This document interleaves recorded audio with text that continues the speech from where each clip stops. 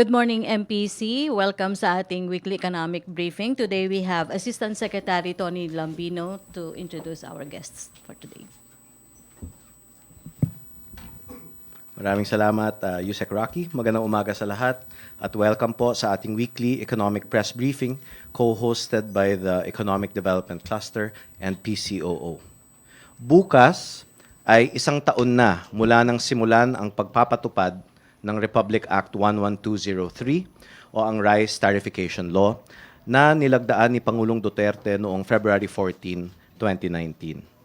Pinalitan ng batas na ito ng isang purong tariff system ang dating pagpapataw ng quantitative restriction na naglimita sa pag-angkat ng bigas at nagbigay pabor sa iilan lamang.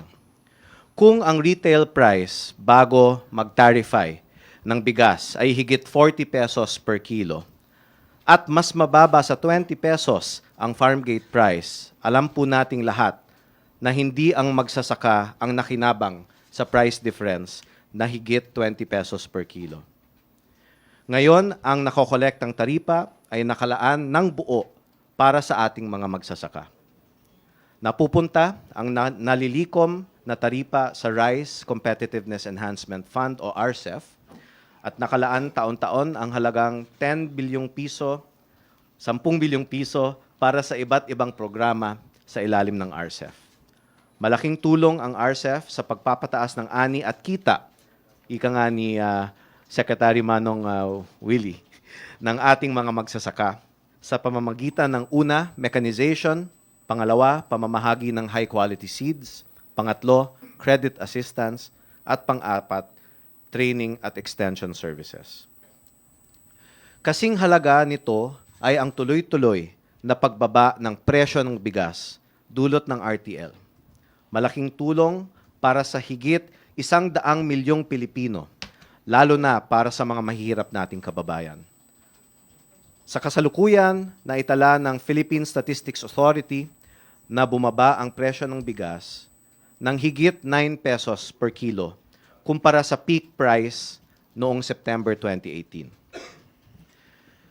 Sa taong 2019 ay nakalikom tayo ng 12.3 billion pesos mula sa 2.03 million metric tons ng rice imports sa ilalim ng RTL. Ngayong taon naman, 1.7 billion pesos ang nalikom na taripa sa bigas as of February 14, 2020. Alamin kung paano pa nakinabang ang magsasaka at pamilyang Pilipino sa unang taon ng implementasyon ng Rice Tariffication Law. Makakasama natin para sa updates sina Agriculture Secretary William D. Dar, Trade and Industry Secretary Ramon M. Lopez, at National Economic and Development Authority Assistant Secretary Mercy Sombilla. Umpisa po tayo kay Secretary Dar. Maraming salamat, Asek Tony, Yusek Rocky, Asek Noel. Of course, our good partner here, DTI Secretary Mon Lopez, Assistant Secretary Mercy Sombilla of NEDA. Good morning sa lahat po dito sa ating talakayan sa tungkol po sa first year implementation ng Rice Tariffication Law. Let me just make a brief statement and we'll be open later on for questions. President Rodrigo Duterte's signing of the Rice Tariffication Law is an unprecedented development for Philippine agriculture. We recognize the legislative support of Senator Cynthia Villar and Mark Inverga of the House of Representatives in really crafting this important piece of legislation. The Rice Tariffication Law created the Rice Competitiveness Enhancement Fund, 10 billion pesos a year to help enhance farmers' productivity and competitiveness through mechanization, seed distribution, credit, and extension services. The Rice Competitiveness Enhancement Fund programs on full swing since October 2019 through number one dun sa seeds through DA, Philippine Rice Research Institute, with the assistance of the Bureau of Plant Industry. PhilRice has distributed 1.25 million bags of certified seeds to 709 municipalities, covering 491,756 beneficiaries, tilling 619,079 hectares of rice farms, and they also established technology demonstration sites for 2020 dry season, and yes, it's ongoing. On mechanization, through the efforts of PhilMec, which is mandated to manage the distribution of machineries, farm machineries, they have validated 944 farmers cooperatives and associations who will be receiving the machineries during this month of March. They are currently validating the FCAs. When we say FCAs, this is farmers cooperatives and or associations. So presently validating FCA recipients for year 2. On extension, through the efforts of the Agricultural Training Institute and TESDA, we have enlisted 299 farm schools as technical partners, completed 7 batches of training for specialists, and completed 76 batches of training of trainers, and as well completed 19 batches of training for farmers, and conducted 245 technical briefings, and distributed 289,000 communication materials. Now, we also have 14,595 scholars under this program. Now, on credit, through the ACPC, we have Land Bank, through Land Bank have released 459.6 million pesos to 2,469 farmers and 19 cooperatives. And through DBP, they have distributed 500 million. Have given out credit facility in the amount of 500 million. Now, thank you to the Department of Finance under the leadership of Secretary Carlos Dominguez, of course NEDA, our partner in terms of development planning, the Department of Trade and Industry, the Department of Budget and Management, for all this, team effort in enhancing the implementation of the Rice Tariffication Law.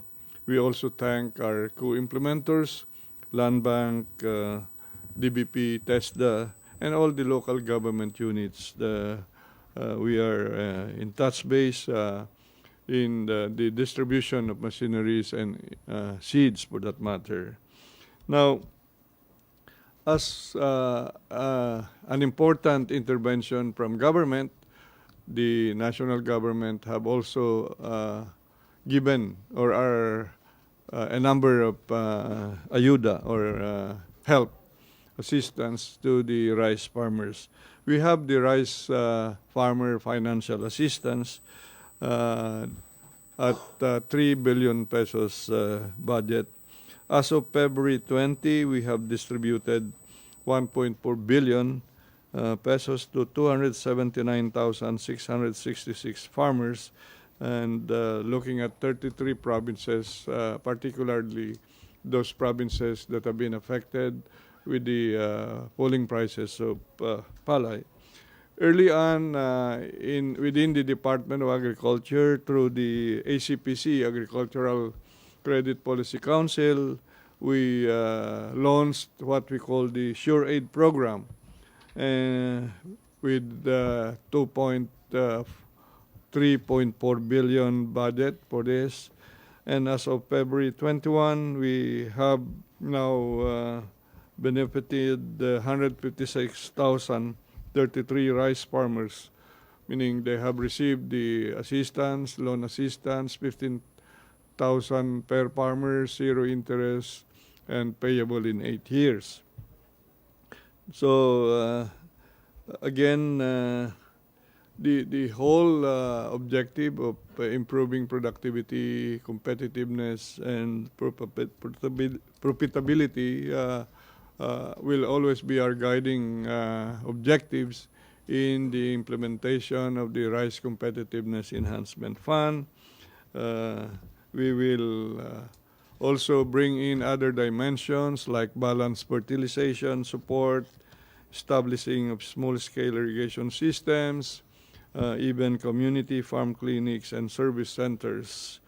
And at this point in time, we are at the final stage of formulating the Philippine Rice Industry Roadmap. And NEDA, ASEC Mercy will mention part of the responsibility about buffer stocking study. And what is a continuing concern is the updating of the Farmers Registry, or RSBSA, which is the master list of farmers, be it rice farmers and others. So another part of this Rice Tariffication Law is the crafting of a crop diversification program. We are almost to start implementing. We just finalized the drafting of this program. And in relation to this, as part of the implementing, or as part of the law, there are 3 uses of the tariffs that are collected beyond 10 billion. So ASEC Tony has mentioned 2.3 billion is awaiting to be fully accessed, and through the Program Steering Committee of the Rice Competitiveness Enhancement Fund, we are going to request the allocation of 1.3 billion for crop diversification and 1 billion for crop insurance. I have discussed this during the cabinet meeting last Monday, and they have given us the go signal to now fully access this 2.3 billion, again, for the very purpose of helping rice farmers increase their levels of productivity, competitiveness, and profitability.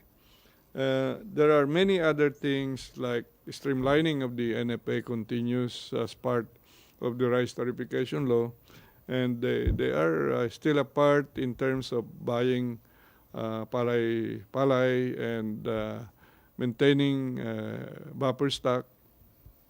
And from the 7 billion that they had last year, with their intensified effort rollover scheme, they have bought almost 14 billion pesos worth of palay.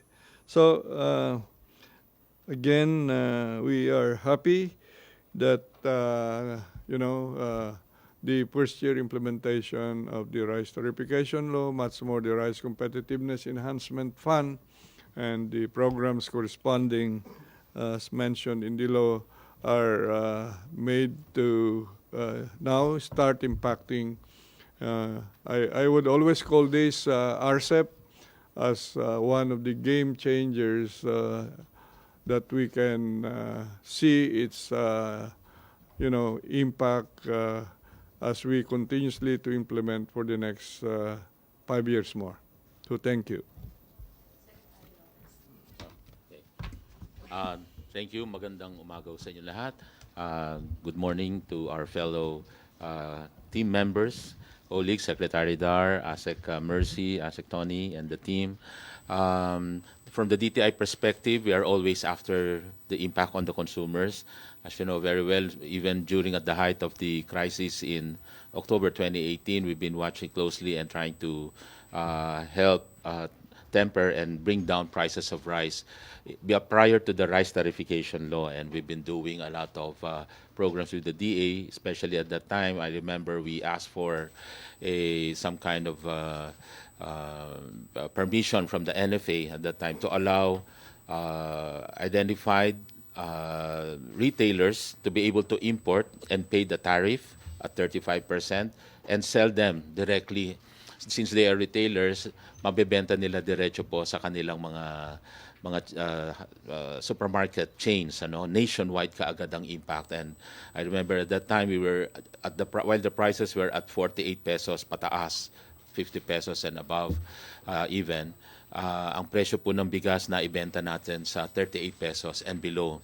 I was, in a way, looking back, it was like a preview or parang preview po ng Rice Tariffication Law.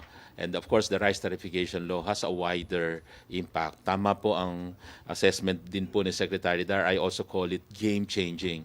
Because while we are able to allow freer importation of rice para masiguradong abundant ang supply ng bigas dito po sa atin, mapapanatili pong mababa ang presyo, and with that we were able to see huge benefit po sa mga consumers. But more than that, this is a law that also benefits yung farmers because, as mentioned, the revenues coming from the tariff payments are being converted directly po para sa mga farmers. At nabanggit po ni Secretary Dar ang maraming program na ngayon ay masasabi rin natin game-changing reforms and assistance to the farmers, much needed because at the end of the day, we are talking about the competitiveness of the farmers. I should very well know, ang supply pa rin ng bigas hindi po imported lahat. Ang karamihan po ay local. I think over 95% pa rin ay local. So it's very important yung competitiveness ng ating farmers will be sustained, will even be improved. At nandun po ang sikreto ng paglago at pagyaman ng ating mga farmers by helping them on productivity, on mechanization, on fertilizers, on seeds, on training, on microfinancing. At yun po ngayon ay naibibigay dahil po sa Rice Tariffication Law, sa revenues na nag-generate out of that. At inisa-isa po ni Secretary Darion. At yun po yung napaka-importante. Back onto the consumer benefit, when we were being hit by huge prices of oil during the 2018, kasama na rin po ang pagtaas ng presyo ng bigas. Marami hong nagsamantala at nagkaroon din po ng supply issues during that time. Kaya nga ho, ang inflation rate natin tumaas sa 6.7% noong October 2018. At that time, ang rice accounted for more than 10% ng nung inflation rate na yon. So napakalaking naging dahilan ang rice doon sa high inflation. In fact, at that time, kung 6.7 ang total inflation, ang rice po 10.7% ang inflation at that time. But since 1 year after, since na-implement na po yung Rice Tariffication Law early last year, noong October 2019, 1 year after that, October 2018, yung inflation rate na po natin ay naging 0.8%. At ang rice inflation ay talagang napakitang laking binaba, minus 9.7% yung inflation. So parang deflation pa siya kasi po negative 9.7%. And moving into the January 2019, we are able to sustain 2.9% inflation at ang rice inflation or deflation kasi negative 6.5% po ang bigas doon. What we're saying po, pagdating po sa peso equivalent, we mentioned that presyo po before at the height of mga 49-50 pesos pataas. Well-milled rice, very basic rice. Ang NFA rice din po noon, meron naman pero nagkakakulangan ang NFA rice at that time. So kung 49 pesos yung araw, ngayon po ay nagre-range na po base sa PSA sa 40 pesos, minus 9 pesos po ang binaba per kilo. At lumalabas po kami sa palengke last week, last Friday din po, palengke at sa grocery, tinitingnan, dinadaanan ko po parati ang bigas, rice section. At last week, nakita ko po ang range even in the Mega Q-Mart, I think, Mega or NEPA, the former NEPA Q-Mart. Nakakita po rin tayo doon ng mga 34 to 36 pesos per kilo. And dun po sa pinuntahan ko po last week and last weekend ay meron din pong 38 pesos. At nandun pa rin po yung 34 pesos, pero you have to buy 10 kilos, 340 pesos. 10 kilos, so 34 pesos per kilo na bigas, even sa grocery. So ibig sabihin may option po ang ating pong mga mamamayan sa pagkuha. Available po ang murang bigas. At nandyan po, mas maraming supply din. Ang NFA nagbebenta pa rin ng kanilang 27 pesos at 32 pesos na bigas. Dahil po sila po ay nagre-replenish ng kanilang stocks. They are supposed to keep po yung freshness ng stocks. Kaya yung old stock ay bago maging luma, ay talagang ibebenta na nila para mapalitan na nila yung kanilang ini-impact na stockpiling ng bigas. So yun lang po ang ma-emphasize ko lang ho, malaking naidulot na benepisyo sa consumers sa pamamagitan ng presyo at mas mahalaga po malaking benepisyo sa ating mga magsasaka sa napakaraming program ngayon na ini-implement ng DA. Good morning. Thank you. Yeah. Thank you. Maraming umaga sa ating lahat. Nabanggit nga kanina na bukas ay mag-iisang taon na ang Rice Tariffication Law. When we were talking about this, 1 year ago, ang palagi nating binabanggit ay ang kanyang magiging objectives ng law, which is to make rice accessible and affordable to every Filipino and to make the rice sector competitive. This long overdue reform in the rice sector will positively impact the agriculture sector and the whole economy in the succeeding years. So paano po niya ito nagawa?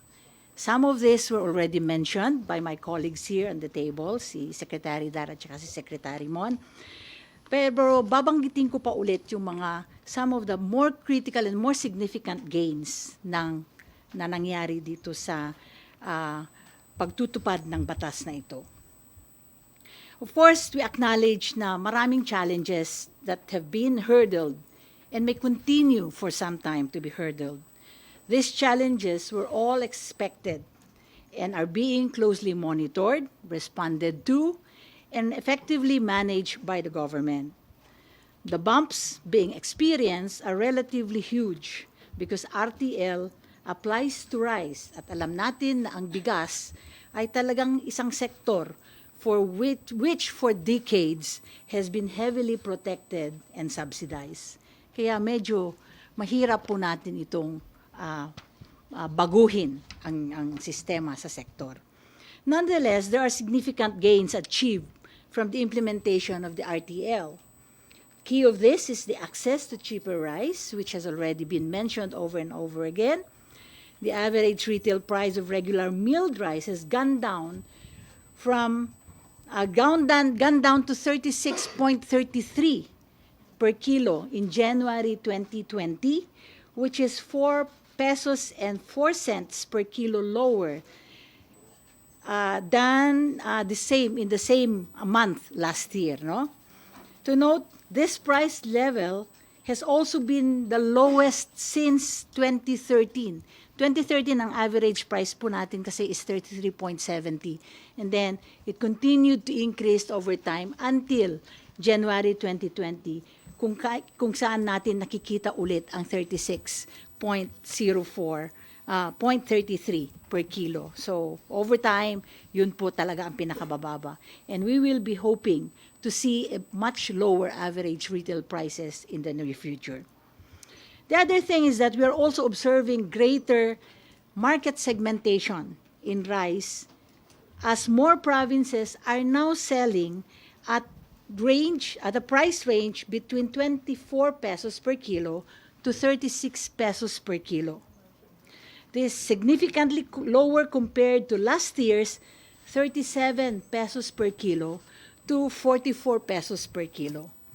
Clearly, this shows that the law not only made rice cheaper for consumers, but also gave them more options on type of rice they would purchase. The market for specialty and premium rice remains accessible for consumers who prefer the high-quality rice. So nandun pa rin po yun. Di pa rin po nababago yun. With the decline in prices of rice, nabanggit na ni Sec Monito, rice inflation rate has also gone down to negative 6.5%. The headline inflation is 2.9% in January 2020. The low inflation rate is not only beneficial to the consumers, but also to the economy as a whole, as it encourages people to invest or spend, which would then fuel overall growth of the economy. The poorest 20% of the households could now spend more on other food and other commodities while consuming the same amount of rice they have been consuming. Back in September 2019, ito yung isang problema natin noon, the drop in farm gate price was a little bit too fast. Masyadong mabilis po ang pagbaba ng farm gate prices natin ng palay, no? Dropping by 7.1 per kilo or 29% in September 2019 as compared to the farm gate price in the same month of 2018. There are a couple of other factors where this huge drop can be attributed. The major one could be due to the occurrence of typhoons in some of the major producing areas at the peak time of harvests. Soaked rice that could not be dried because of inaccessibility to drying facilities forced farmers to sell their rice at 7 to 8 pesos per kilo. This situation prompted traders to take advantage of the situation, intentionally buying at relatively low price and selling it to a higher price. The more frequent occurrence of El Nino also negatively impact rice production. As of January 2020, the farm gate prices are now relatively higher. So bumabalik na po sa normal, environment for farm gate for the market, domestic rice market. Farm gate price in January 2020 was at 3.90 per kilo lower as compared with the same period in 2019. Talagang yung RTL din po natin is we really expect that all of these prices should really go down para nga mabenefisyuhan lahat, all the consumers, the economy, and at the same time, yung the farmers. And how will it benefit the farmers, no? Nabanggit na sa atin ni Secretary Dar kanina, the way to go to benefit the farmers would be for them to get higher yields. And this is going to be through the use of better quality seeds, higher yielding seeds, and even promoting the production of heirloom rice, which now can be exported and which commands really a high price in the export market.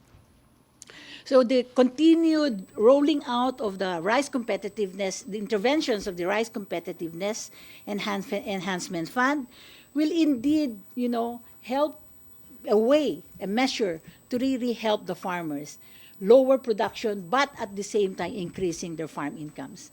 And hopefully also for them to, to diversify into other, sources of income, higher value products that could really, increase further their incomes, farm incomes. So NEDA has always been pushing for key reforms that will make the Filipino staple food accessible and affordable for everyone. And with this, we are enjoining all rice industry stakeholders to work with us during this transition period and in making this law work. Most especially, we encourage our rice farmers to be part of the needed behavioral change and encourage them to learn new technologies, increase their productivity, and become more competitive, as this undertaking will not be successful with the government efforts alone. Once again, a pleasant morning to all of you. And happy birthday, RTL. Happy birthday, Secretary Lopez. Ay, sino ba? Okay. RTL. Kala ko si Secretary Lopez. MPC question. Raymond Tinasa, Joyce, and then Jillian.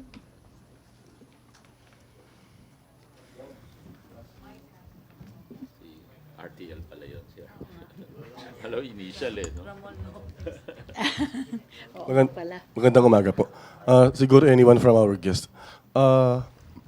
Wala na po tayong debate doon sa pakikinabang talaga ng mga consumers largely doon sa Rice Tariffication Law.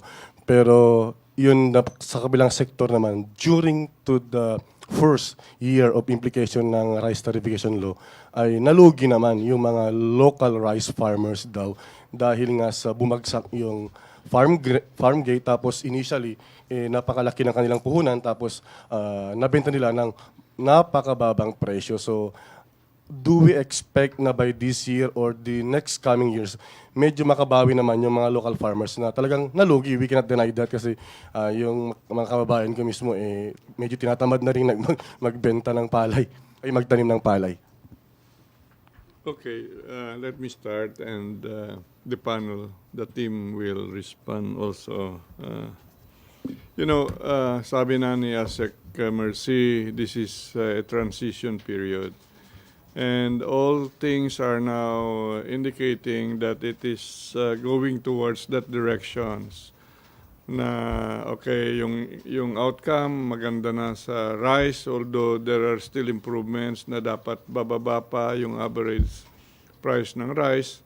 But again, to highlight what have been said, ang ganda na, may options na ang namimili ang publiko from 27 as high as 40 or more. Depende na dun sa capacity ng isang namimili.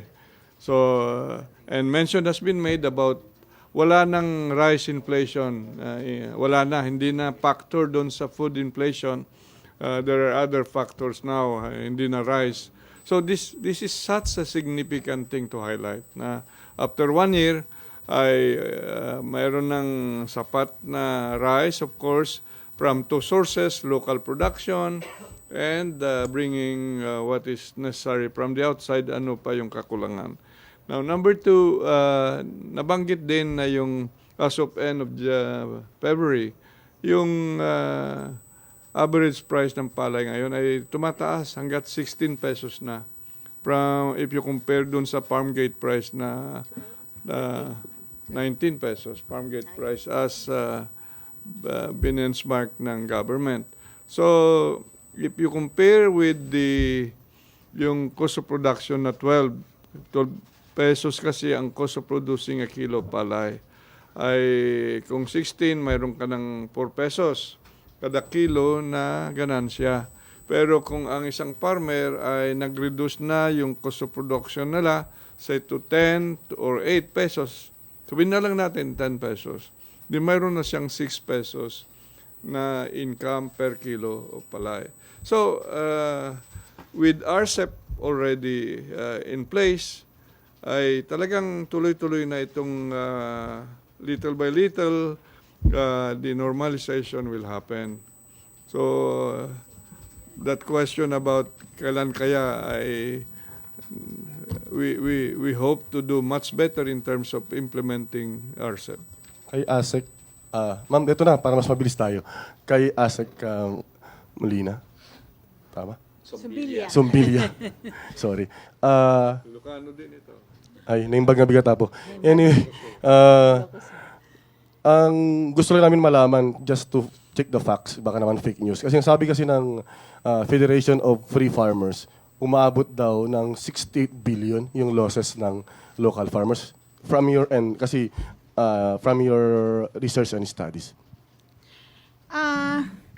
Yung computation nila ng 60 billion is based on the figures na, if I am correct, kasi hindi ko pa nabalikan yun, how they computed that. But I think it's based on the farm gate price that was being afforded to farmers at the time na may crisis tayo. Yung sinasabi natin, na umabot ng 24-25 ang farm gate. 21 ang farm gate price na bili ng trade. But that was a very, very unusual situation. Kasi nga, na-trigger nga ng mga, yung sinasabi nga nilang, wala ngang supply ng bigas when in fact, meron naman. So, that was taken advantage of. And that was also good for the farmers, no? Kasi nga, for a short period of time, they were really be able to. But that should not be that should not be taken as a normal situation. Kasi it was triggered by just, that shortage crisis. That was never a shortage at all, no? That was in 2018. So yun pa rin ang ginagamit yun yata ang ginamit nila pag-compute ng 68 billion na nalugi, no? So, I think we should go back more to a normal situation. And it has for so many years, 17 lang talaga yung talagang bilihan. Kung ang mga traders nga pumupunta diretso sa mga farmers, mas mababa nga sa 17. But they were making a lot of money kasi in some areas they were already producing at much lower than 12 than the average cost of production, no? So yun, I think that is the angle from which that 68 billion has been, being computed. Last na lang sa akin. Ay, Secretary Dar, sir, is it strongly advisable now, kung hindi ako miyembro ng RCA, to be now magpamiyembro ng RCA? FCA Para siguro. makinabang. FCA siguro, RCA. Roel. Para makinabang naman ako sa RCA. Of Kasi course, napaginaw yung mga of individual. course, we are encouraging all farmers na hindi pa nakapalista, magpalista na. We are open. Thank you pa. Okay, Joyce, then Jillian and Mela. Sir, going back lang dun sa question ni Raymond na 68 billion losses. And then you mentioned, Secretary Dar, na nasa 1.4 billion yung assistance na binigay natin sa farmers. How will they cope with the situation na 68 billion and then we have assistance na sobrang baba compared to their losses? Let's take into account lahat po yung ayuda na binibigay ng gobyerno. No, SureAid is nasa 2.5 billion. Ang unconditional cash assistance, yung binibigay ngayon ay 3 billion. Okay, mayroon pang nakalinya this year na ibibigay din na 6 billion. And with RCEP now na 10 billion, ay ang laking tulong po dito sa farmers. Again, I compliment what been mentioned by ASEC Mercy, yung 68 billion na hindi ang daming factors na i-consider mo ba para we should be talking apples to apples. Okay, sir. But if you're going to compute yung numbers na binigay po ninyo, roughly that's only more than 20 billion compared. Hindi naman still. sila nalugi na 68 billion. Mali yung Simple. 68 daw, kasi yung basihan ng high point, masyadong mataas, and it was for a short period of a few months compared po dun sa normal na mga farm gate price. Okay, so if 68 billion is an incorrect figure, ano po yung, at least from your side, the computation of their losses for the first year of the implementation? Now, yung mayroon a good number siguro na hindi nag-income, okay? But it's not the whole farming community na rice farmers kasi mayroon palagi silang income kasi kung ibase mo mas lalo kung yung farmers ay 10 pesos ang cost of producing a kilo palay, then at say 15, 16 mayroon nga 5 to 6 pesos po. But sir, do we have a figure? We can give you later, not now. Okay. We don't have it here. And for the second year of implementation, sir, nabanggit nyo na, of course, there are transition kasi, so very difficult ang first year of implementation of the law. Are we expecting still losses in the second year of implementation of the rice tariffication? And by how much at kung gaano kaliit compared to the first year losses? Now, this time around, itong dry season harvest is coming. Starting later part of March and April. Mas handa po ngayon ng gobyerno. Mayroon tayong yung procurement ng NFA ay with the intensified buying As I've said, they are able to buy 14 billion pesos worth of palay last year, and that can be enhanced again this year. A good number of provincial local government units have now gone into palay buying business. A good number of cooperatives, big ones, are also in palay buying business. So, ang isang pinaka titingnan natin na nandun sa GAA 2020, yung paggamit po ng 31 billion na per piece for rice subsidy kasi nandyan, they were given cash every month. But this time around, if we can use that to buy palay, para bigas na lang ibigay. Undergoing ang discussions with the SWD. Can we guarantee, sir, on the second year of implementation, there will be no more losses due to the rice tariffication implementation? Well, ang isang farmer, hindi naman lahat ay ano mo sa gobyerno. Dapat magsipag at mas mataas pa yung ani niya para ipababa rin niya yung cost of production niya. Then that will give him more opportunity in terms of higher income. Thank you po. Jillian? Good morning. Let's say that more farmers will join the RCA in order to benefit the FCA. IFCA, sorry po. In order to benefit the RCEF. You think with around 2 million farmers, 10 billion pesos is enough to compensate all these farmers? Itong 10 billion, let's say 10 billion ay para sa itong allocation sa RCEP. Okay? Meron pang ibang programa ng Department of Agriculture na yung farmers na hindi gumagamit ng inbreds ay mayroon dati na hybrid rice production program. So mayroon din yan, 7 billion pesos.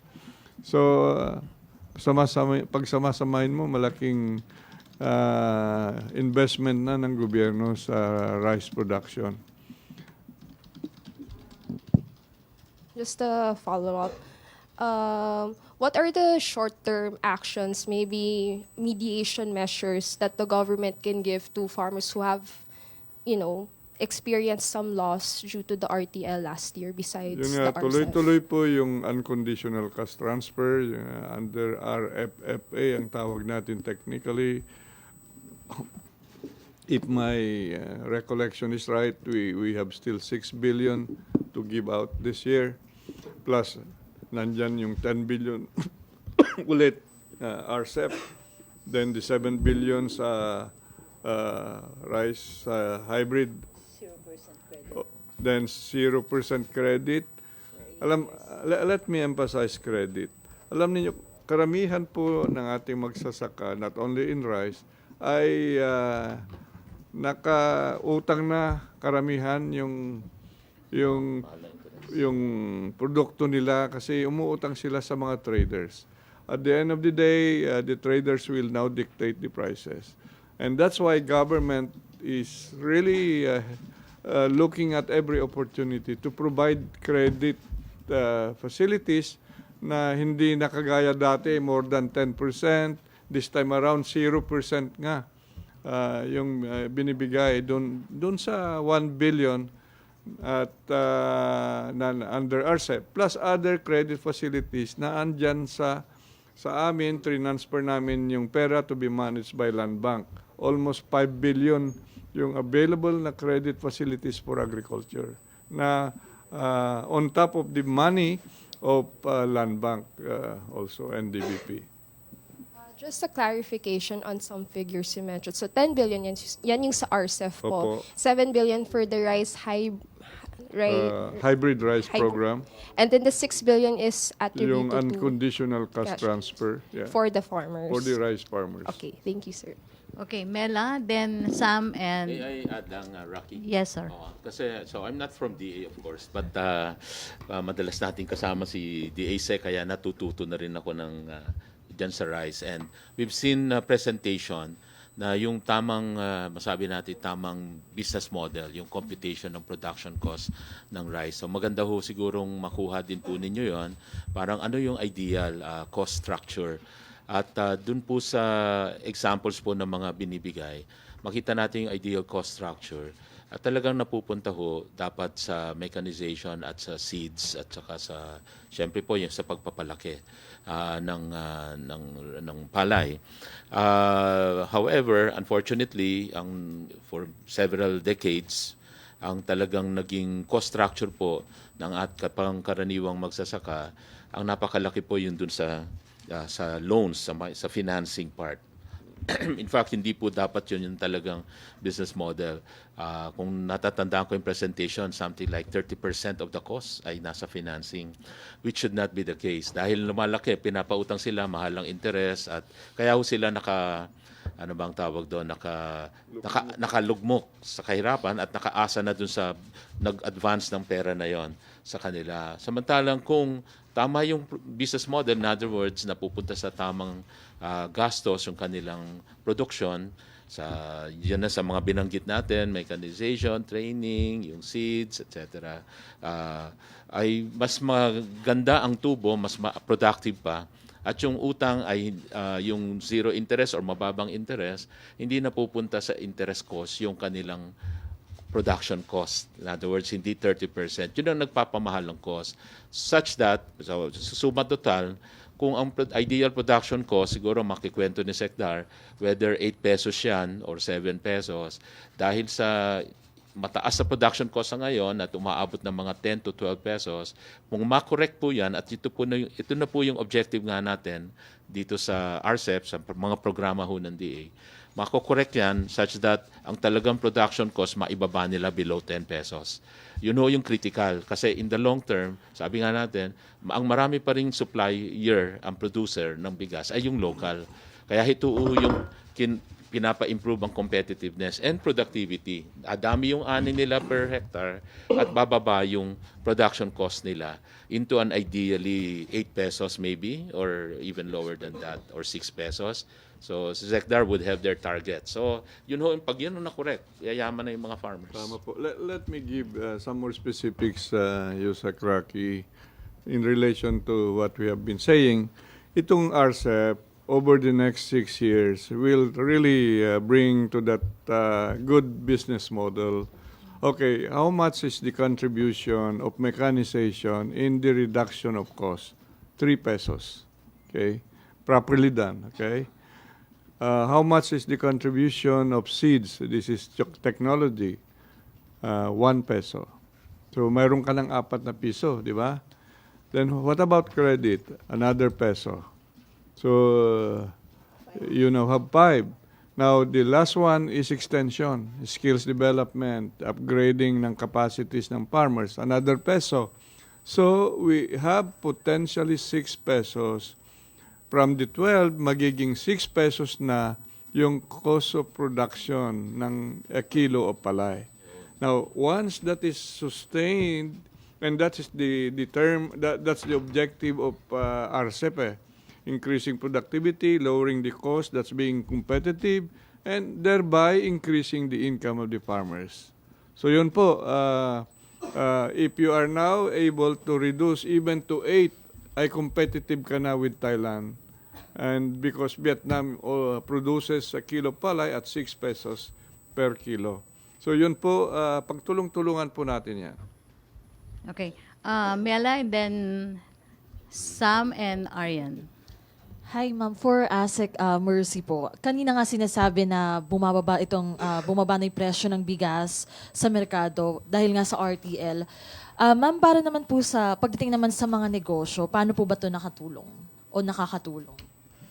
Negosyo in terms of other business well, kasi yung in terms of the terms of the price of rice, yung makakabili na ngayon ang, like for example, my example a while ago, yung poorest 20% households in the income ladder, they can buy now the same amount of rice, kunwari 10 kilos, at kunwari 10 pesos ang bigas, 10 kilos ang binibili nila at 10 pesos. Kung mas mababa ngayon ang presyo ng bigas, magiging 6 pesos at 8 pesos, makakabili na lang, instead of 100 pesos ang binibili nila dun sa 10 kilos na yon, 80 pesos na lang. So yung 20 na yun, pwede na nilang ibili sa ibang klaseng pangangailangan nila. That will already go to the other, other sectors of the economy, no? So that can, fuel, as I've been saying, the growth of other sectors. So that's the beauty of, putting the rice inflation at a very low level. 0.9% kasi ang weight ng ating ang rice prices dun sa ating rate of inflation. Kaya medyo malaki ang kanyang weight.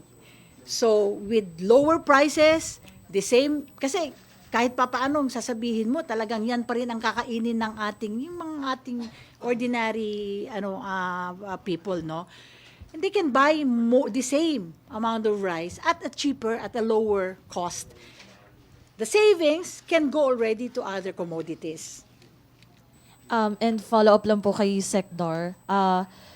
Sir, to be specific po, kasi nababanggit nga natin yung programs under RCEF. Sa mga magsasaka po ba, paano siya specifically nakakatulong sa mga magsasaka? Ano pong bahagi ng programa na talagang nakakapagpaangat dun sa ating mga magsasaka? Okay, siguro, another one-day course ito. Increasing productivity is number one, di ba? So the best of technologies that are there, the good agricultural practices, and that's why part of that is the technology, yung seed distribution, inbred seeds, certified seeds ito. At I'll give you a good example para makita ninyo itong mechanization na sinasabi ko, contributing 3 pesos reduction of cost. Seed is 1 peso, 1 peso for credit, 1 peso for extension. So 6 pesos, 12 minus 6, that's already 6 pesos. That's the objective of RCEP, to really reduce to that level so that maging competitive ang ating rice farmers. Now, having said that, marami pa tayong iba't ibang gawain. Yung seed distribution as part of technology is just but one of them. Ang dami pa. Water management, pest management.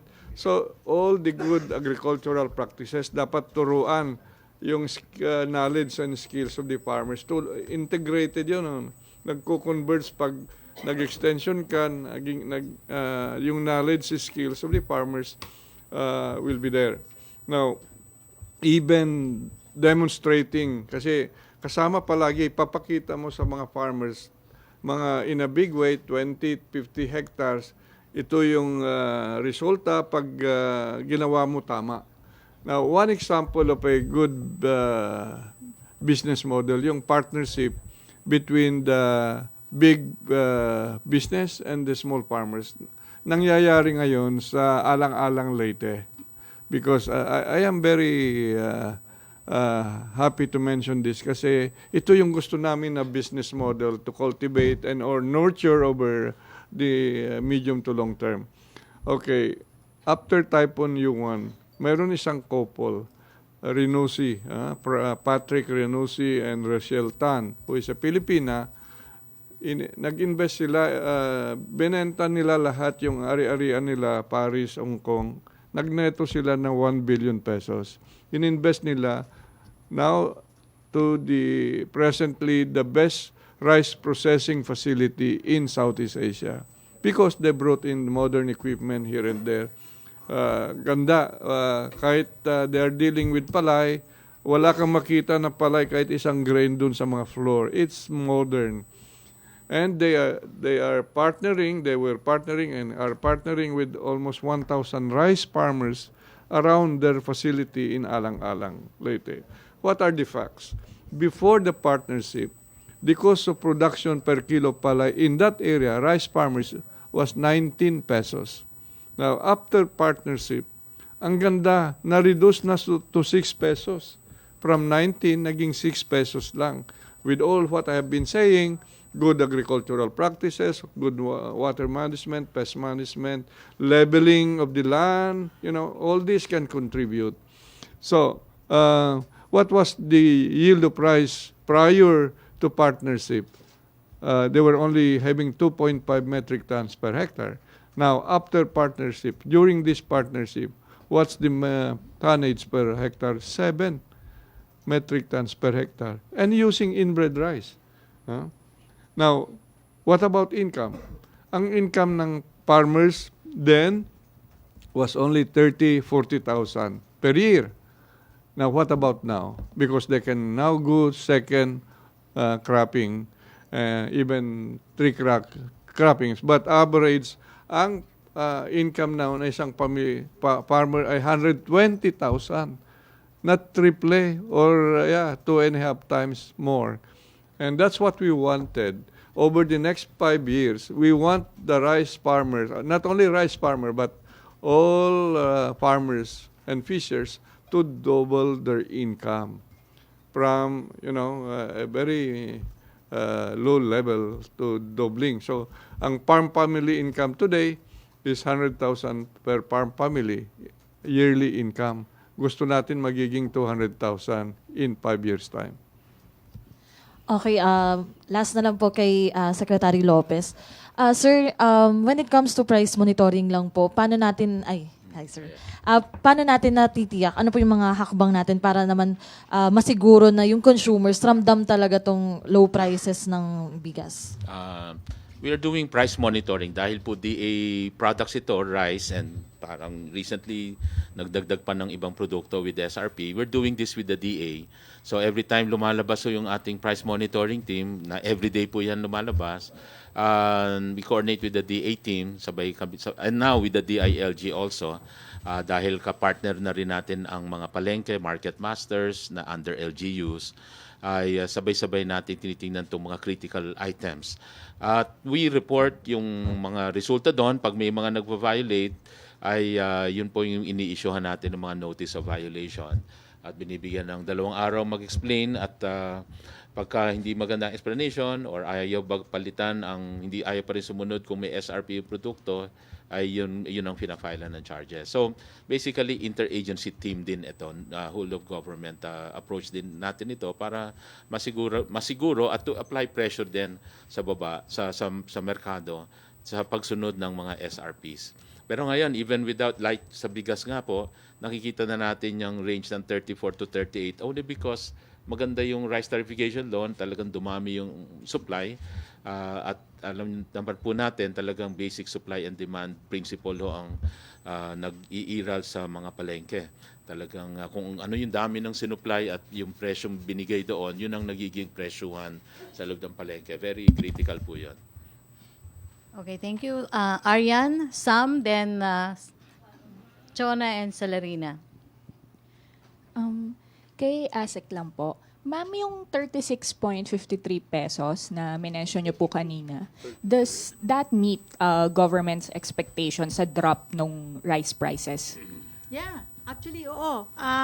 Yun ang talaga namin noon. Ang sinasabi pa nga namin noon, mga 37 eh.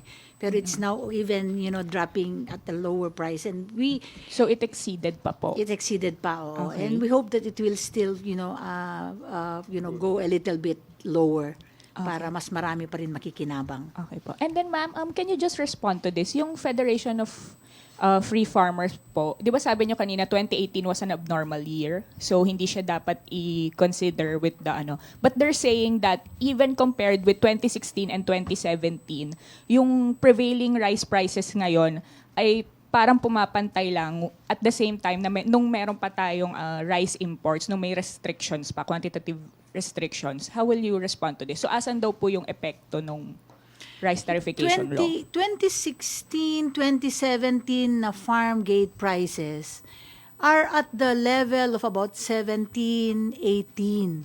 Yun sinasabi ko, for the longest time talaga, naglalaro yung farm gate price between 14 pesos to 18 pesos.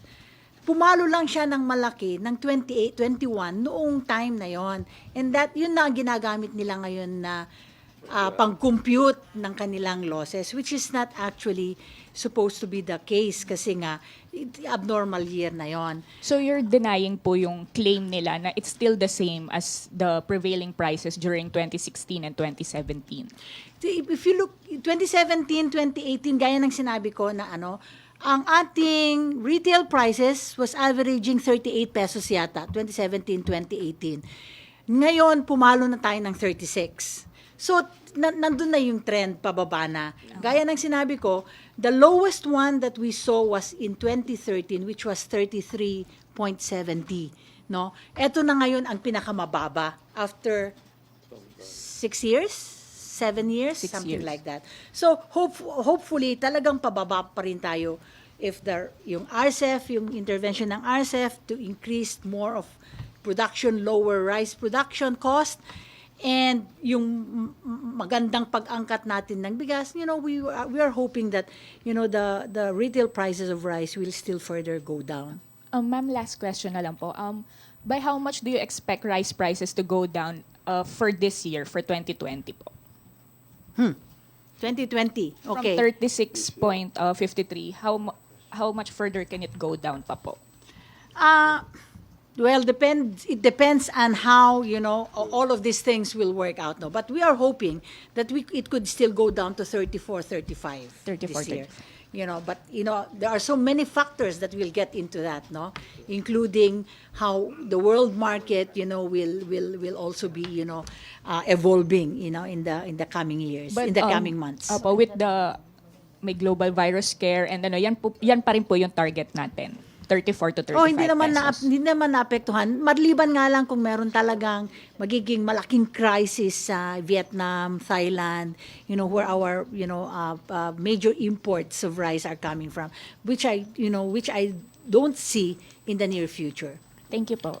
Okay, Sam, and then Chona or Celerina, and then Trisha. Ay, kay Ma'am, ano lang po, kay Ma'am Mercy po.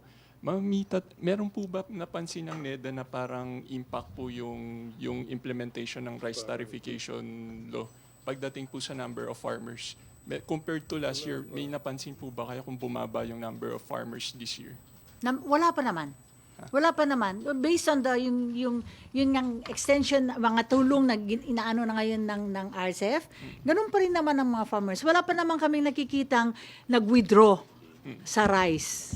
Okay? Masaya kami pag kami mag-withdraw at pupunta sa ibang high-value crops. Kasi we are really encouraging sana na sila ay, especially those that are not really competitive in rice production, we really try to encourage. And if you look at the RTL, meron talagang portion yan that will encourage really farmers that are really not competitive in rice production to, to go into, high value crops. Baka doon sila talaga kikita. Sa ngayon po, ma'am, ilan po yung mga farmers po, yung mga rice Wala farmers pa kaming natin? nakikita. Hindi, ilan po yung parang sa statistics? Ilan po yung... 2 million? What's the question again? Rice farmers daw. Number of rice farmers Number po? for rice farmers. That 2 million, 2.1 million. Yeah. I-inquire ko lang po kay Secretary Dar, bakit po dun sa mga beneficiary ng Rice Farmer Financial Assistance, ang target beneficiary lang po is 597,404? Kasi po yun ang available na pera ng gobyerno, 3 billion, and only in 33 provinces where we had this study na ito yung pinaka-apektado ng mga probinsya. For this year po, yung 500,000 po yun po yung target natin for this year alone. We are again having a relook so that alam ninyo yan, you also have to incentivize kung saan yung mga probinsya din na where provincial governments did come and participate in the buying of palay, dapat may insentibo rin sila. Ganun po iba-balance natin. Bali sir, yung total budget po natin for this year, magkano po? Yung para dun sa RFFA? Well, I said mayroon, kung ito para lang klaro, last year kasi mayroon itong binibigay natin na RFFA ngayon na 3 billion ay galing dun sa national government na outside the tariff. So 6 billion have gone and visited this, and there are the records to show that they are progressing. So yes, there will always be two sides to the coin. And also, sir, you said na yung sa rice tariffication, it will take 6 years bago makita talaga yung effect nito. Hindi po yun ang sinabi ko. We have 6 years to implement our SEP. And that will be the day, you will see the day na the best is yet to come for rice farmers. Sabi yan ni Secretary Mon. So magtitiis muna, sir, yung farmers for 6 years. Hindi magtiis. Every year, para you are bringing... na hindi po gano'n. We are not saying na magtiis ka. That's why nandito ang gobyerno, starting last year, at even previously, tumutulong na ang gobyerno. Mabuti nga, mayroon 10 billion dagdag ng gobyerno para magiging mas mataas ang ani, mas competitive sila, mas mataas ang income nila. So, ganun po. Every year nag-improve na yan. Yes. So, the best is yet to come. Okay, Celerina? Good morning po. I'm just wondering, since the implementation of this new law, meron na bang mga lands na parang yung mga owners ay they decided to just sell the lands and convert it into like a residential or commercial kasi nga hindi na competitive? Wala pa kaming mga reports na ganun na actual. Ipapa-monitor ko ito. Lahat yan i-re-record po namin kung mayroon. Pero did you try like to investigate or to check kung meron or nga? Haka-haka lang yun. Pero wala pang effort sa government to No, check? as I've said, we will properly monitor kasi aayuda rin tayo doon. Crop diversification program ay tutulong natin. No, sir, halimbawa, yun nga, i-convert not as another para sa other Alam mo, product. ang land conversion ay it will take a good process to convert. Yes, it will have to undergo some legal... Matagal yun, so wala pa. So far, wala pang nag-apply. Okay, thank you. Okay, last on RTL, Tisha. Hi, sir. Hi, Secretary. Good morning. Sir, how are you bridging the gap between the technologies, the innovations that we're introducing with the capacity of our farmers, just to make sure, sir, na lahat talaga ma-reach or inclusive to among all farmers and hindi magti-take advantage in Tama leaders po. natin? That's why mayroon isang component, extension services. At so mayroon tayong a cadre of experts, trainers, at continuous po yung skills development, mga training. Kasama natin ang TESDA dito. This is one way. So techno demonstration is another way, showcasing yung good agricultural practices. Yun, in key areas, strategic areas, hindi lang 1 hectare ang demonstration. Ngayon ay a minimum of 20 hectares para makita ng madla, publiko. So, again, yes, our rice farmers, in general, farmers are aging. 60 years old average. So, another 5 to 8 years ay magre-retire na po sila. And that's why we have new programs to entice, engage the younger generation to go back to farming and agribusiness. Marami pong umpisahan na programa panghikayat sa mga millennials. Okay, Trisha. Okay. Okay, thank you. With your permission, secretaries and ASEC, may other issue po si Ian Cruz. Gusto ko lang banggiting, Yusek Kraki, ang rice inventory natin as of end of February, both locally produced and yung galing sa labas, at nandun sa 3 categories, NFA, household, and commercial, ay nasa around 80 days ang rice inventory. So, 80, good for 80 days, at harvest na rin itong later part of March and April karamihan.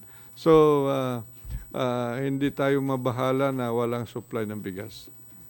Ian Cruz to be followed by Tuesday and then Arian. Apa. With your permission po, Secretary, ibang topic na po ito. Tungkol naman po ito dun sa oversupply. Kala ko rice lang.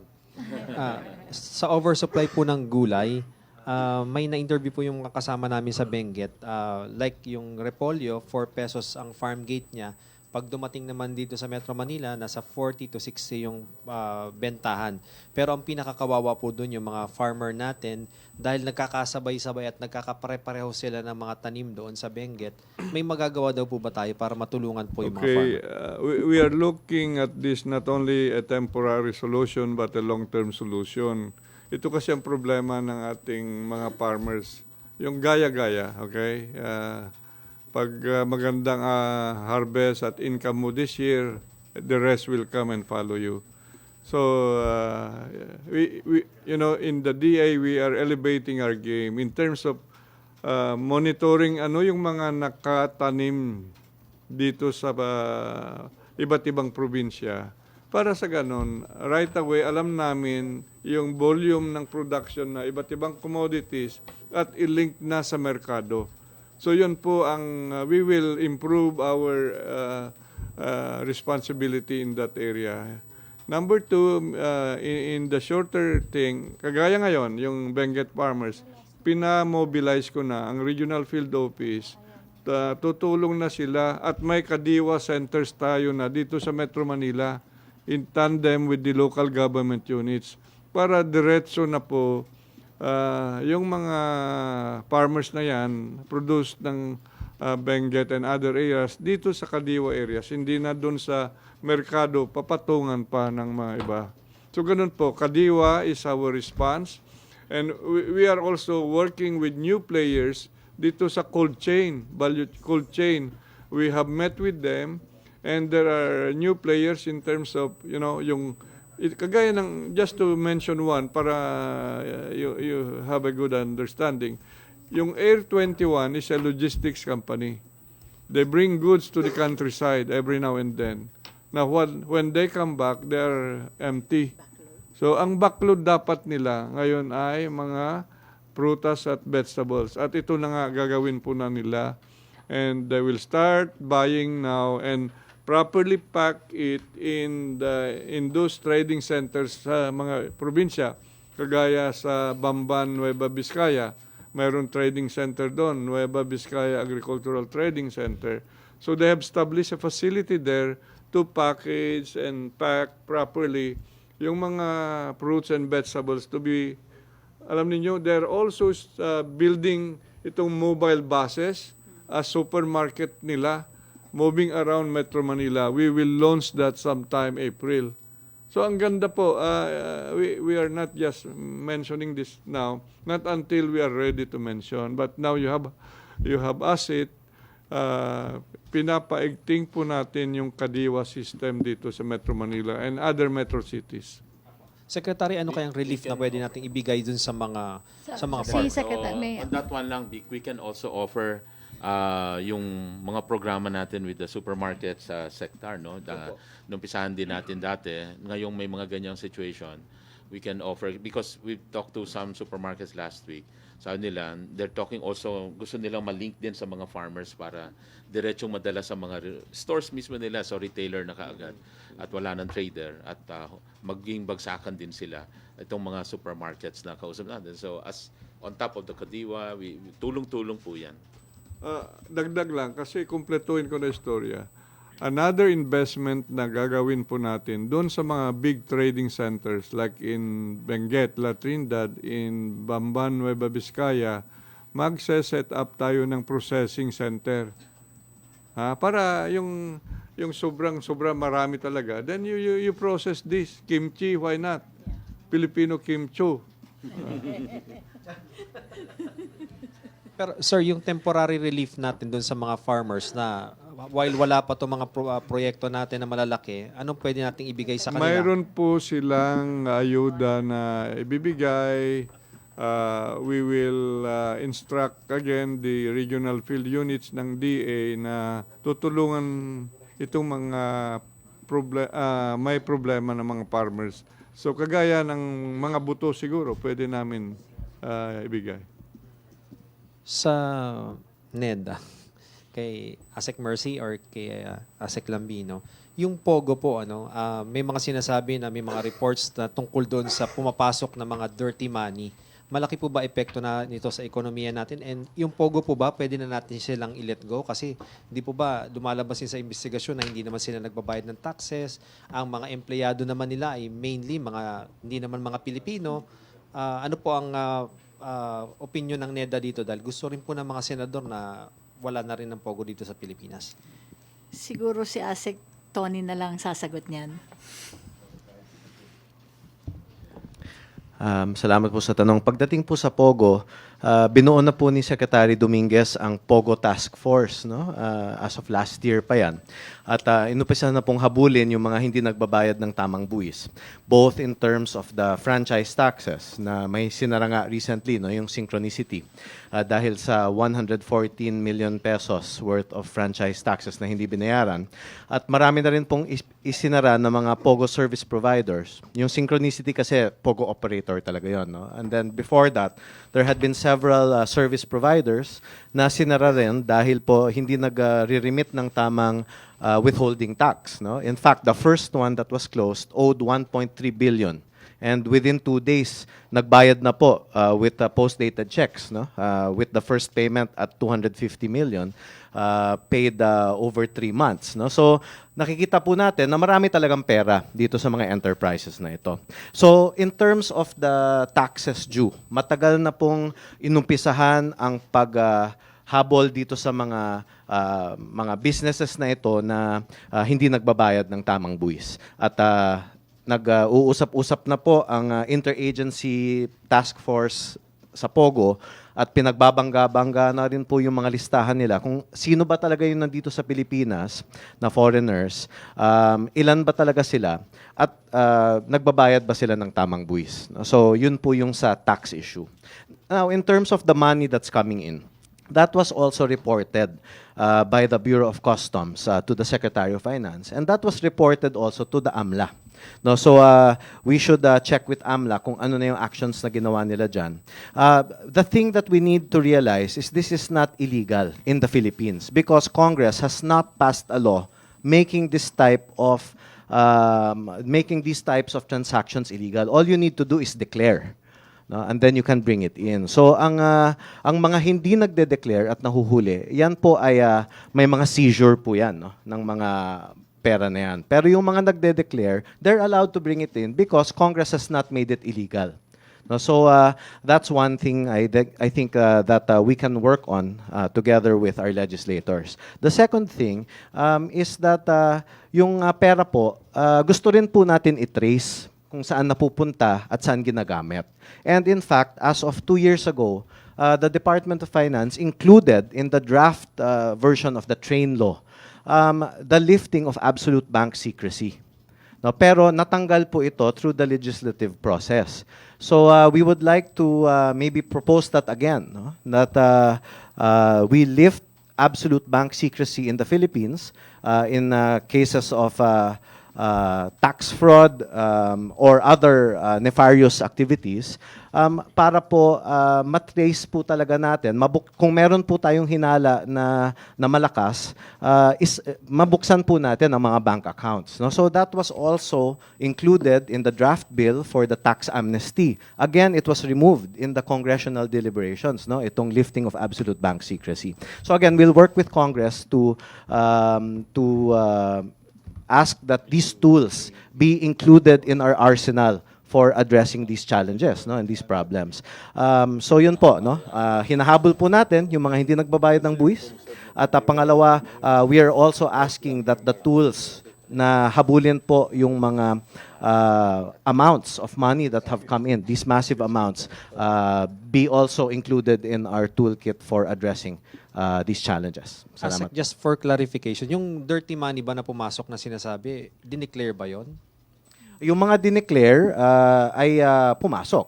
Yung mga hindi dineclare ay siniz. At yung mga hindi dineclare at nahuli ay nasis po yun. Trisha, 3 follow-ups about Pogo and then mag-last 4 na tayo, ha? Raymond, then Joyce. Pogo ka rin ba? Okay, and then Trisha. Kay Asig Lambino.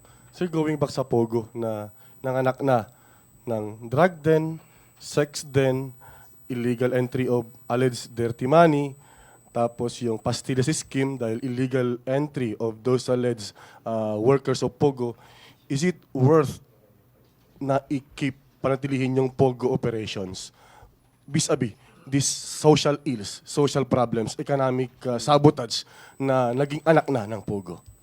Well, on the part of the Department of Finance, the first thing na ginawa ay yung nalaman na hindi nagbabayad ng tamang buwis, ay magbayad dapat dahil hindi po yan fair sa mga Filipino workers, Filipino businesses that pay their taxes regularly. In fact, mga wage earners po, nakakaltasan na nga po ang sweldo, no, with withholding tax. So it really was not fair na merong mga nakakatakas na hindi nagbabayad ng tamang buwis. In terms of the various things that are being investigated in the various committees in the Senate, nakikinig po ako kahapon doon sa hearing, no, ng Senado. At sabi nga po nila that they will look at all of these factors on the table and make an informed policy response, no, or put in place an informed policy response. So I think that's a very thoughtful way to go. No? Let's put everything on the table and work on policy options. We are here to provide support in terms of analysis and data that are available to our legislators. Thank you, sir. Okay, last two on Pogo. Joyce and then Tricia. Also to ASEC Lambino, sir. Apo. You've mentioned that a report has been sent to AMLAC regarding the money laundering scheme, the alleged money laundering scheme. So, meron na kayo nakuhang assurance from AMLAC? Kasi sabi po ni Senator Gordon, tila tahimik ang AMLAC and parang walang ginagawa sa issue. I'll need to get back to you on that. Let's please exchange contact so that ma-update ko po kayo. Thank you, sir. Okay, Tricia. Tricia. Microphone, please. To ASEC Lambino, sir, again. Sir, I understand we're now running after Pogos na hindi nagbabayad ng taxes. But sir, we want to know, why have we come to this point na, is it late na nalaman natin na hindi sila nagbabayad ng taxes? And at the same time, what's your assessment of this Pogo industries na, are they sort of underestimating our government kaya sila tumatakas, hindi sila nagbabayad ng taxes? Well, yung priority po talaga natin ay ma-detect yung mga hindi sumusunod sa ating mga batas. No, that was the priority when the Pogo Task Force was formed. Because when the Secretary wanted to know how many workers there were in this industry, no one could give him a straight answer. Because the list of the various agencies involved were not consolidated. So one of the first things he asked the task force to do was to consolidate the lists, which is the first time we had an informed estimate, no, of around 138,000 that was adjusted eventually to 120,000. There are those who, according to the Senate hearing yesterday, might even not be on that list. No? So it's longer. It's a longer list. But the point is the work was started to actually, when the task force was formed, to consolidate at pagbanggain itong mga listahan na to para alam natin kung sino yung nandito. Based on that list, we were able to determine who was not paying tax. No? And it became clear na napakarami ang hindi nagbabayad. So you need the data and the evidence in order to run after, no, these tax evaders. So, yun yung proseso na ginawa. At mula noon ay nalaman na rin natin na based on these estimates, it's around 2 billion pesos, no, in withholding taxes that we should be collecting per month. As of last year, we were able to increase our collections by around 169% relative to the previous year. This year, we're already at maybe higher than that in terms of the first 2 months. Not maybe, we are higher than that in the first 2 months, but we're still improving that collection efficiency in the sector. No? Yun yung pinagmulan nito. In terms of the other issues that were raised, again, looking at it as a holistic set of challenges, and potential problems is a thoughtful way to go before we actually look at all the options that should be on the table. Because just on my second question, kasi diba, they're evading tax payments. So, what's your assessment of that, sir? Are they evading because they are underestimating or parang sa tingin ba nila they can just get away with it? Did DOF somehow look into their reasons as to why they're doing that? Well, whatever the reason for evading, we will go after them. No? And if we find that they are evading with evidence, then we will close them down through the operations of the strike force of the Bureau of Internal Revenue. No? And we will continue and intensify these efforts. Sir, among those who were pinned down, are there repeaters, mga repeated violations or tax evaders? Na kahit despite na nagbayad lang sila once, then next time hindi na naman nagbabayad. May ganong cases po ba tayo? I'll check if that's the case. Sa tingin ko hindi, no? But we'll check to be sure. The reason being, for these types of activities, no, these online gaming activities, it's very difficult for them when they're closed down because their clients lose confidence, no, in these types of gaming services. So pag nahuli na, they're in the net, no, and that's the goal, no, to make sure that we cast that net to cover all POGOs and POGO service providers in the country. Last two, Tuesday and then Arian. Kay Secretary Dar, sir. Sir, kumusta po ngayon ang status ng African swine fever? Alin-aling mga lugar pa ba sa bansa ang apektado nito at alin dyan ang mga naka-lockdown pa para doon sa mga live na pork at pork products? Okay, let me mention as of today, we have reached 1.85% of called out hogs based from a 12.8 million hog inventory. So the areas that newly where outbreaks are occurring is in the Camarines Sur and Naga. Now, the problem really lies now in yung spread pagkalat ng disease na ito ay nasa tao na yung problema, hindi dun sa virus mismo. Of course, virus is the one that we are trying to manage, control and contain in one area. But the situation is now being, utilized by the hog traders na binibili pa rin nila yung may sakit na from areas na apektado, kagaya dito sa Central Luzon. At hindi na rin dinadaan sa mga slaughterhouses, kinakatay na nila sa mga bahay-bahay nila. At the hog traders are even using their private vehicles to transport para hindi sila ay... Pero ang daming nasasabat hanggat Bicol nga. Yun po ang problema natin. So, we are again requesting everyone in the hog industry, the various stakeholders, na makipagtulungan sa gobyerno at huwag na natin talagang ikalat pa by way of buying sick pigs or infected pigs at easily the ground zero for ASF in the country is Rodriguez Rizal.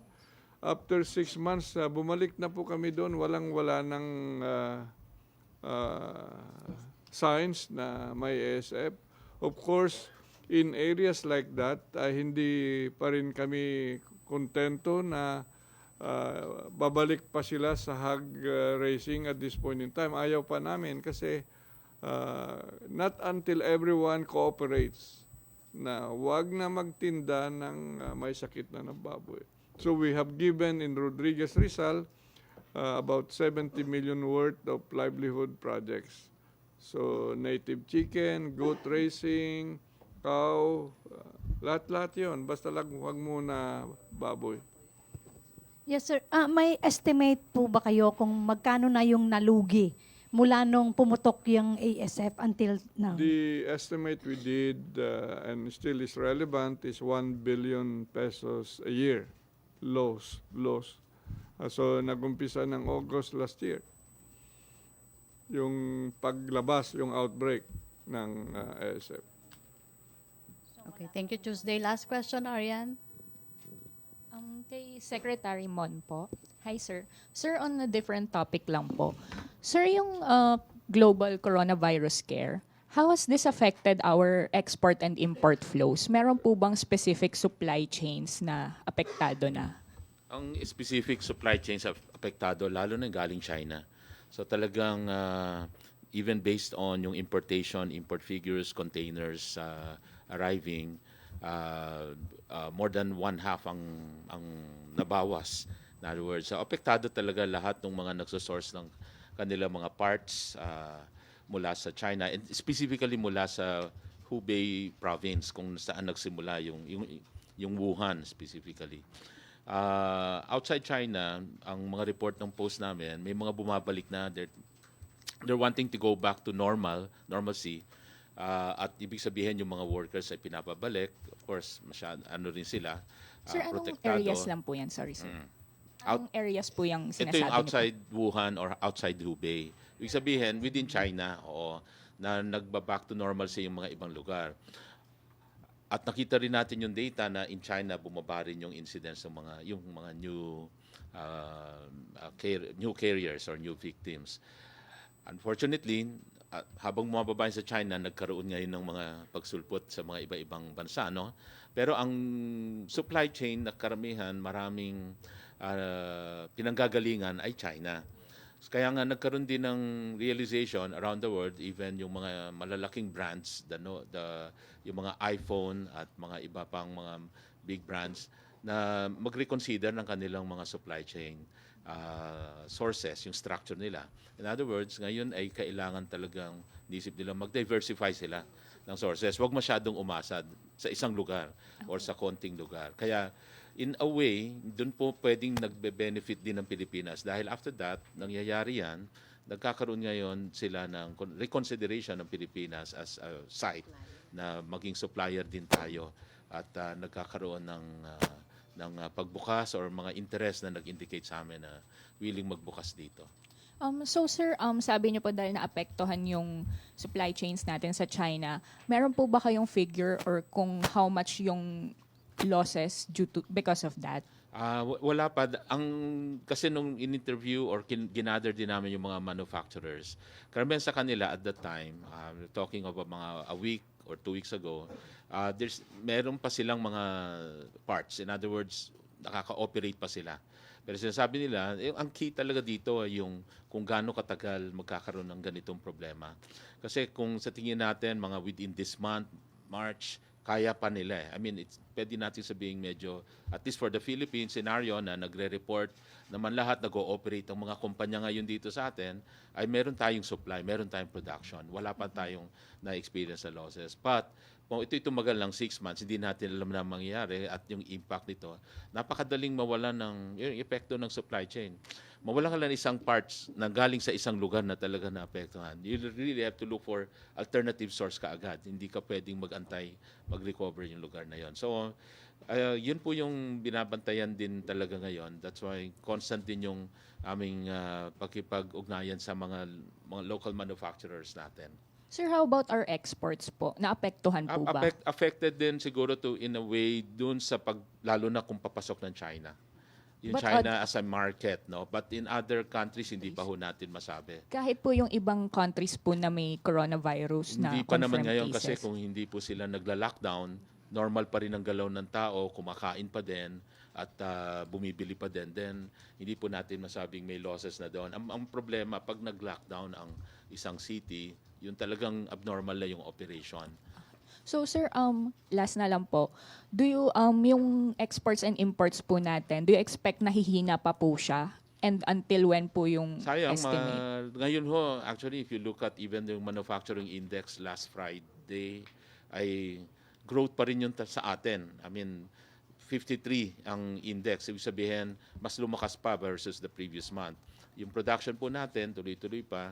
At ang exports natin, while others are declining, surprisingly, yung sa atin din ay continuing pa rin yung pag-grow niya.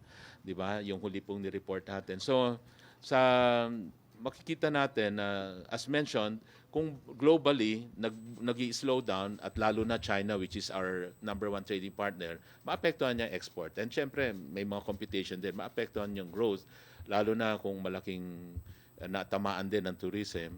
Pero dito po sa atin, I would say may magkakaroon ng slowdown, pero hopefully positive pa rin ang growth. In other words, hindi na kasing lakas na 1.5 or 2%, paaring 1% or less than 1%. We're just hoping na maliit pa lang yung tama. Kasi if you look at the Wuhan, the Hubei province again, 1% lang of the total trade natin sa China ang Hubei province. Maliit po yung portion na yon. So anong industry, sir, yung pinaka-affected po? Sa atin Automotive? yung sa food, basically. Kasi yun ang Okay. malaki nating ina-export. Oo, po. lalo na saging, banana. Sa China, ang lakas ng growth natin, ang mga around 10% ang growth na natin sa China. At sila na ang number 2 export market din natin. Pero wala pa rin po tayo, sir, estimate kung magkano yung losses because of this slowdown. Yung sa amin, 1% po ang magiging slowdown doon sa lalo na yung trading natin with Hubei province. Okay, sir. Pero figures, sir, in general, for the economy? Well, NEDA released something like, I think, 0.7%. Kung magtagal, kung 1 year, 0.7 percentage points ang pwedeng, ang tama niya, lower. Oo.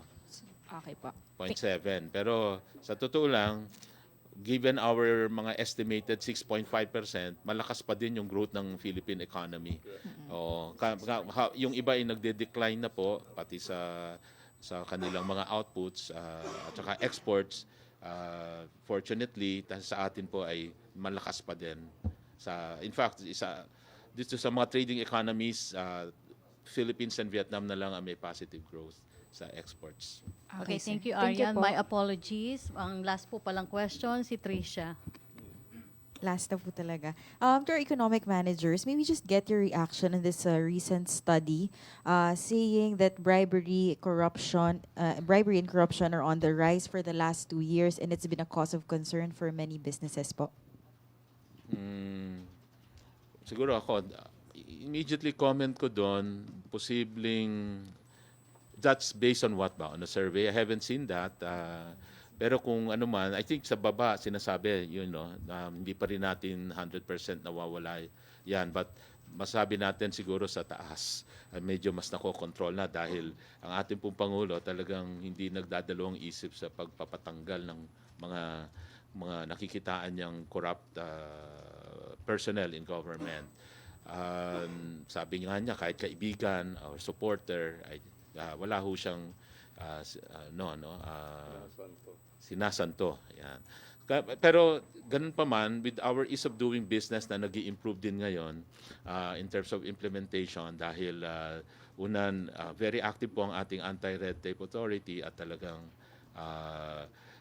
aside from promoting po ang streamlining, pagbawas, yung face-to-face contact, we're trying to automate many of these services, frontline services. Si ARTA rin ay dalawa ang function kasi ni ARTA, headed by DG Maybel Hica. Nagtutulong po sa streamlining para nga mabawasan yung occasion na pwedeng magkaroon ng bribery. Pangalawa, yung police work. Ibig sabihin, pagka meron pa rin hindi sumusunod or ayaw mag-streamline at ayaw pa rin padaliin yung mga proseso or nag-violate na dun sa 3, 7, 20 days, 3 days, 7 days, 20 days ng processing of papers, ay sila rin ay pwedeng mag-file ng mga charges at inumpisahan na rin nila yan. So yun po ay lumalaganap ngayon sa government and with that, we can only expect na lalaki pa yung ating ease of doing business ng mga efforts at accomplishments yan para mabawasan talaga yung bribery and corruption. Okay, thank you, Tricia. Thank you, Secretary Lopez. Last words po, Secretary Dar and ASEC Zumbilya. Yeah, pagbigyan natin ang Rice Tariffication Law, let's properly implement the Rice Competitiveness Enhancement Fund and its components and look at every opportunity na idudulot po ng batas na ito. We will do everything possible na ang ating mga rice farmers and in general agriculture will grow to the level na dapat naman beyond the population growth rate. Secretary Lopez. Well, frankly, ako sa pamumuno po ni Secdar sa agriculture, malaki yung pag-asa natin na yung ambisyon natin na lumaas yung productivity, umanda ang kita ng mga farmers, makorek yung sistema, yung kaninang kinuwento natin cost structure para yung talagang ideal cost to produce natin, let's say per hectare, ay ma-attain natin. Yan po yung nakikita natin as the programs are getting to be implemented and may budget support and yun yung benefit ni Rice Tariffication Law aside from lowering of prices. So, masasabi ko, the best is yet to come talaga. Okay, ASEC Zumbilya.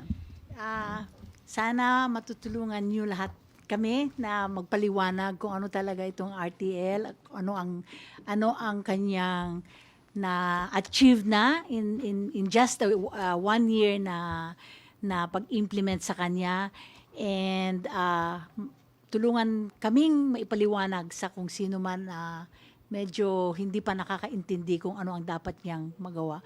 In that way, talagang ito ay pagtulong-tulungan natin lahat na ito ay magiging successful.